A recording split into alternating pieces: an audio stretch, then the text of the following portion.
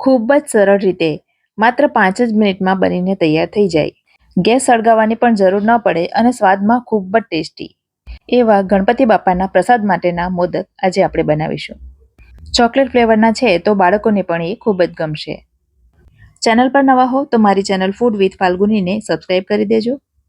તો અહીં મેં એક મિક્સરનું જાર લઈ લીધું છે અને એમાં અડધો કપ કરતાં થોડી વધારે ખાંડ લઈ લઈશું. જો તમે દળેલી ખાંડ લેવાના હો તો પોણો કપ ભરીને લેવાની, પણ મેં અહીં આખી ખાંડ લીધી છે તો પહેલાં ખાંડને જ ગ્રાઇન્ડ કરી લઈશું. ખાંડને ગ્રાઇન્ડ કરીને મિક્સરમાં જ રહેવા દઈ હવે એમાં ઉમેરીશું 2 કપ ડેસિકેટેડ કોકોનટ, એટલે કે સૂકા કોપરાનું છીણ. બારીક કે મોટું કોઈ પણ છીણ તમે લઈ શકો, કારણ કે આખરે તો આપણે એને મિક્સરમાં પીસવાના જ છીએ. તો 2 કપ કોપરાનું છીણ લઈ લીધું. હવે મોદકનો એકદમ માવાદાર સ્વાદ આવે એના માટે અહીં મેં લીધો છે અડધો કપ ભરીને મિલ્ક પાવડર. કોઈ પણ પ્રકારનો મિલ્ક પાવડર અહીં તમે લઈ શકો છો.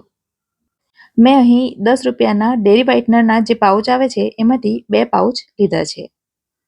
હવે આ ત્રણેય વસ્તુને સરસ રીતે ગ્રાઇન્ડ કરી લઈશું. તો આ પ્રકારનો સરસ મજાનો બારીક પાવડર બનીને તૈયાર થઈ જશે. તો મોદકનો બેઝિક પાવડર તૈયાર થઈ ગયો છે. આ પાવડરને તૈયાર કરીને જો તમે ફ્રીજમાં મૂકી રાખો તો જ્યારે ઈચ્છો ત્યારે અંદર ફ્લેવર ઉમેરીને તરત જ મોદક બનાવી શકો છો. હવે આ પાવડરને એક મોટા વાસણમાં લઈ લઈશું. હવે આ પાવડરને બાંધવા માટે અહીં મેં હૂંફાળું દૂધ લીધું છે. તો થોડું થોડું દૂધ ઉમેરતા જઈ મિશ્રણને બાંધીશું. ફ્રેન્ડ્સ, આમાં ખૂબ જ ઓછા દૂધની જરૂર પડે છે, માટે દૂધ હંમેશા ચમચીથી જ ઉમેરવાનું. તો 4 મોટી ચમચી ભરીને અહીં મેં દૂધ લીધું છે અને હવે એને જે રીતે આપણે રોટલીનો લોટ બાંધીએ એ જ રીતે બાંધવાનું.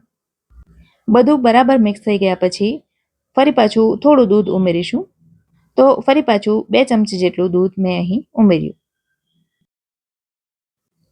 અને તમે જોઈ શકો છો સરસ રોટલીની જેમ જ આ લોટ જેવું બંધાઈ ગયું છે. તો આ પ્રકારનો ડો તૈયાર થઈ જાય ત્યાર પછી હવે આપણે 2 કલરના મોદક બનાવવાના છીએ, જેના માટે મિશ્રણમાંથી 2 સરખા ભાગ કરી લઈશું. જેમાંથી એક ભાગને અત્યારે સાઈડ પર રાખીશું અને બીજો ભાગ આપણે ચોકલેટ ફ્લેવરનો બનાવવાના છીએ, જેના માટે એમાં થોડો કોકો પાવડર ઉમેરીશું. તો અહીં મેં 2 મોટી ચમચી જેટલો કોકો પાવડર ઉમેર્યો. કોકો પાવડરનું પ્રમાણ તમે વધુ ઓછું કરી શકો છો અને એમાં એક નાની ચમચી જેટલું દૂધ ઉમેરી દઈશું, જેથી કોકો પાવડરના કારણે મિશ્રણ ડ્રાય ન થઈ જાય. તો બધું બરાબર મિક્સ કરતાં આ પ્રકારનું મિશ્રણ તૈયાર થાય છે.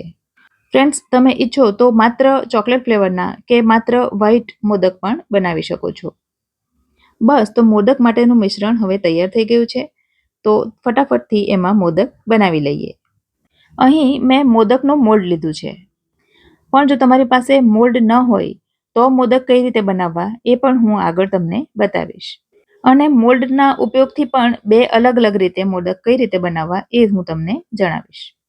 તો મોલ્ડના એક ભાગમાં વ્હાઇટ મિશ્રણ લગાવી દેવાનું અને બીજા ભાગમાં ચોકલેટ ફ્લેવરનું મિશ્રણ લગાવી દેવાનું અને એ રીતે તૈયાર થઈ જાય ત્યાર પછી એને બંધ કરી દેવાનું. બંધ કર્યા પછી નીચેના ભાગે સરસ રીતે દબાવી દેવાનું. જો એક્સ્ટ્રા વધારાનો ભાગ હોય તો એને આ રીતે ચપ્પુ વડે કાઢી નાખવાનો અને હવે મોલ્ડને સાચવીને ખોલી લેવાનું, એટલે સરસ મજાનો મોદક બનીને તૈયાર છે. બની જાય છે ને ખૂબ જ ઝડપથી અને ખૂબ જ સરળ રીતે મોદક. અને મોદકનો પાવડર જો તમે તૈયાર કરીને અગાઉથી રાખી મૂકો તો એના કરતાં પણ વધારે ઝડપથી તૈયાર થઈ જાય છે. ચાલો, તો હવે ફટાફટથી બીજી રીત બતાવી દઉં. બીજી રીતમાં મોલ્ડને ટોટલી બંધ કરી દેવાનું અને અંદરની તરફ એક બાજુએ વ્હાઇટ મિશ્રણ ભરી દેવાનું અને બીજી તરફ ચોકલેટ ફ્લેવરનું મિશ્રણ ભરી દેવાનું. બરાબર ભરી દીધા પછી નીચેની તરફથી થોડું દબાવી દેવાનું. તો આ પ્રકારનો મોદક બનીને તૈયાર થાય છે. તો તમને જે રીતે અનુકૂળ આવે એ રીતે કરવાનું. ચાલો, તો હવે જોઈ લઈએ કે મોલ્ડ વગર મોદક કઈ રીતે બનાવવા. એ રીતે પણ મોદક બનાવવું ખૂબ જ સરળ છે અને ખૂબ જ ઝડપથી અને ખૂબ જ સુંદર મોદક તૈયાર થાય છે. જેના માટે વ્હાઇટ અને ચોકલેટ ફ્લેવરનું બંને મિશ્રણ હથેળીમાં લઈને આ રીતે ગોળ બોલ તૈયાર કરી દેવાનો. ત્યાર પછી એનો આ પ્રકારે મોદકનો શેપ આપી દેવાનો અને ચપ્પુની મદદથી આ રીતે એના ઉપર કાપા કરી દેવાના, જેથી ખૂબ જ સરસ મોદક તૈયાર થઈ જશે.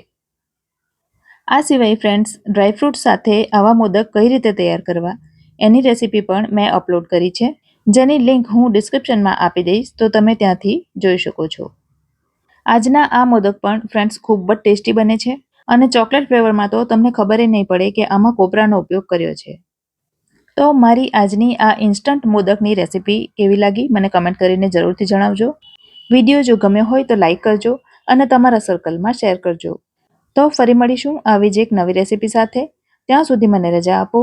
આવજો.